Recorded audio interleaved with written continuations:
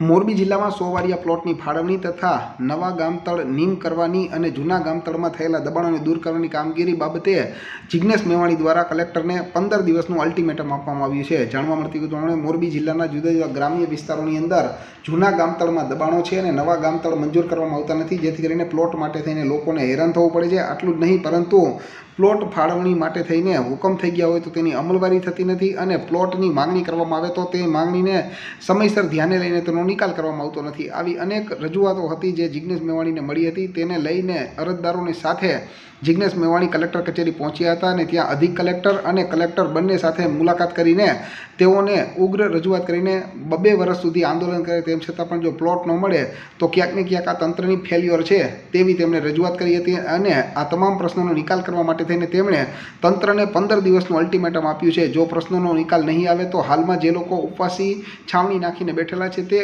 ઉપવાસી છાવણીમાં જિગ્નેશ મેવાણી પણ અચોક્કસ મુદ્દતની આંદોલન શરૂ કરશે તેવી તેમણે ચીમકી ઉચ્ચારી છે।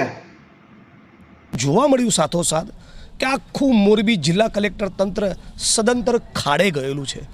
મોરબી જિલ્લાના દરેક તાલુકાના દરેક ગામમાં જ્યાં પણ ઘરના પ્લોટની માગણી કરે ત્યાં કોર્પોરેટ કંપનીઓ, માથાભારે લોકો, અસામાજિક તત્વો એ જમીનોમાં ગેરકાયદેસર દબાણ ઊભા કરે છે। જે ગરીબ આદિવાસી, ઓબીસી, દલિત સમાજના વ્યક્તિઓને ઘરના પ્લોટની ફાળવણી કરી હોય એમાં પણ દબાણ થઈ જાય છે। ગામતળ ખુલ્લું ક્યાંય રહેવા દેતા નથી। આ બાબતે સતત રજૂઆતો કરવા છતાં અરજદારોનું કોઈ સાંભળતું નથી। દલિત સમાજ અને બીજા ગરીબ વર્ગના લોકો છેલ્લા 2 વર્ષથી મોરબી કલેક્ટર કચેરીની બહાર 100 ચોરસ વારના ઘરના પ્લોટની સાવ બેઝિક માંગણી લઈને બેઠા હોય અને છતાં એક માણસનું તંત્રમાંથી પેટનું પાણી ન લે એ ગુજરાતમાં અને મોરબીમાં તંત્ર કઈ હદે ખાડે ગયેલું છે દર્શાવે છે। આ કામ માટે મેં મોરબી આવેલા તો મોરબીના સર્કિટ હાઉસમાં પણ જોવા મળ્યું કે ત્યાં જે આઉટસોર્સિંગના કોન્ટ્રાક્ટના કર્મચારી છે એમને લઘુત્તમ વેતન ચૂકવાતું નથી, પગાર સ્લીપ મળતી નથી ને પીએફ કપાતું નથી। આવા અનેક પ્રશ્નોની રજૂઆત તો ખરી, પણ સાંથણીમાં અને ટોચ મર્યાદામાં જે જમીનોની ફાળવણી આદિવાસી અને દલિત સમાજના વ્યક્તિઓના સમગ્ર મોરબી જિલ્લામાં કરવામાં આવી એ જમીનોમાં પણ માથાભારે લોકોના દબાણ છે। દલિતોની અને ગરીબ ભૂમિહીનોની જમીનોમાં ફાળવણીના હુકમ થયા બાદ કલેક્ટરે કાનૂન અને બંધારણને તોડી મરોડી જાણે બંધારણની પણ ઉપર હોય એ રીતે 2019માં મોરબી કલેક્ટરે એ દલિતોની જમીનમાં એક વ્યક્તિને ગેરકાયદેસર રીતે લીઝ આપી દીધી છે અને એવું કરીને એમણે પોતે એટ્રોસિટી એક્ટ હેઠળ ગુનો કરેલ છે। એટલે આવા તમામ પ્રશ્નોની રજૂઆત આજે મોરબી કલેક્ટરને કરવા આવ્યા હતા। આવતા 15 દિવસની ડેડલાઇન રાખી છે।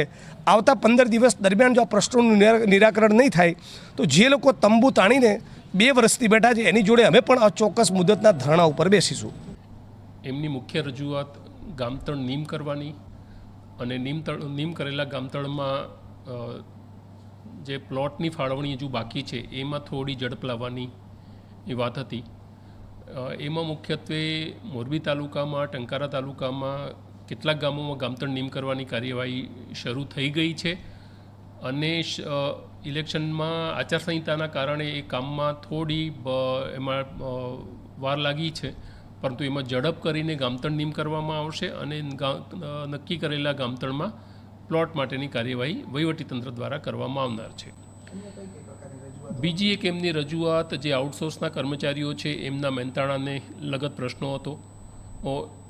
એ કાર્યવાહીમાં મુખ્યત્વે ટેન્ડરિંગ પદ્ધતિથી કામગીરી એજન્સીને આપવામાં આવે છે।